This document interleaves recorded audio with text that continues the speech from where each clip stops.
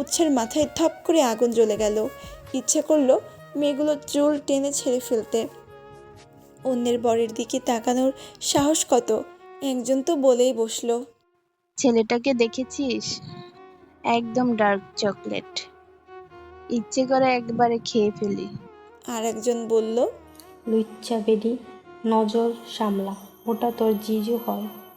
প্রথম মেয়ে জিজু টিজু কিচ্ছু না, যে পটাতে পারবে হ্যান্ডসাম তার। ওকে, ডিল ডান। মেয়েগুলোর কথা শুনে উৎসার গায়ে জ্বালা দিয়ে উঠল।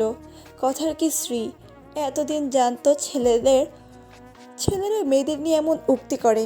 আজ মেয়েগুলোকে দেখে উৎসার গা গলিয়ে আসলো। উৎসা কোনো কথা না বলে গটগট পায়ে এগিয়ে এলো। উৎসাকে আসতে দেখে মেহেরাব কল কেটে ফোন পকেটে ঢুকালো। জিজ্ঞেস করলো, এতদিন পর ক্লাস কেমন গেল? উৎসা কোনো উত্তর করলো না। মুখ ভেঙচি কেটে পিছনের সিটে যেয়ে বসলো। মেহেরাব কিছুই বুঝতে পারলো না। তানজিলা এগিয়ে এসে সালাম দিয়ে জিজ্ঞেস করলো, ভালো আছেন ভাইয়া? তোমার বান্ধবীর জ্বালায় আর ভালো থাকা, দেখছো না গাল ফুলিয়ে বসে আছে। আপনি এটা কিন্তু ঠিক করেননি।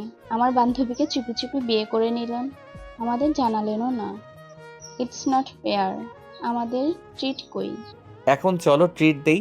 অন্য একদিন। আপনার বউ যেভাবে খেপে আছে, আমায় তো কাঁচা চিবিয়ে খাবে। রেগেছে কেন? ক্লাসে কিছু হয়েছে? এতক্ষণ তো ভালোই ছিল, হঠাৎ কি হলো কে জানে। তানজিলাকে বিদায় দিয়ে এসে ড্রাইভিং সিটে বসলো মেহেরাব। উৎসা মুখ ঘুরিয়ে অন্যদিকে তাকিয়ে আছে। মেহেরাব শান্ত কণ্ঠে বলল, সামনে এসে বসো। উৎসা জবাব দিল। একই ভঙ্গিতে বসে রইল। কি বলছি কথা কানে যাচ্ছে না? সামনে এসো। মুখ খুলল উৎসা। আমি এখানে বসলে আপনার কি সমস্যা? আমার সমস্যা আছে। তুমি এসো। আমাকে কি তোমার ড্রাইভার মনে হয়? তুই ড্যাং ড্যাং করে পিছনে বসে থাকবি আর আমি গাড়ি চালাবো। ড্রাইভার হলে হবেন, সমস্যা কি? মেহেরাব আশেপাশে তাকালো। মেয়েগুলো এখনও তাকিয়ে আছে ওর দিকে। তাই দুষ্টু হেসে বলল, তুমি দেখতে পাচ্ছ না মেয়েগুলো আমার দিকে তাকিয়ে আছে? তারা আমায় ড্রাইভার রূপে দেখলে কষ্ট পাবে। তাই বলছি ভালোই ভালোই সামনে এসে বসো। উৎসাহ গায়ে জ্বালা দিয়ে উঠল। তার মানে লুচু বেটা ইচ্ছা করেই ওকে আসতে বলছিল। উৎসাহ তো ভেবেছে মেহেরাব বোধহয় ওকে অন্য কোনো কারণে ডেকেছে। রাগে ফুসফুস করতে লাগলো। বিড়বিড় করে বলল, লুচু বেটা, থেমে মিনমিন কণ্ঠে বলল, যেই পেতনিগুলো এতক্ষণ চোখ দিয়ে গিলে খাচ্ছিল তাদের এসে বসতে বলেন। আমি যাব কেন? আমি সামনে যাব না, আপনার পাশে তো আরো আগে না।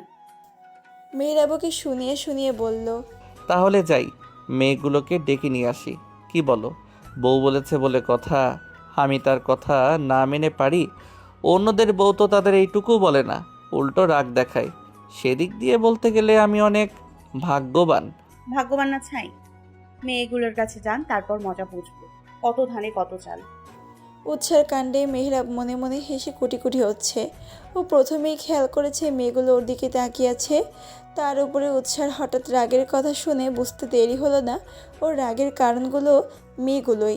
মেয়েটা যে জেলাসে এতে কোনো সন্দেহ নেই। কথায় আছে, নারী তার প্রিয় মানুষের পাশে তো দূর, তার দিকে কেউ তাকালেও সেটা সহ্য করতে পারে না। মেহেরাব ফের বলল,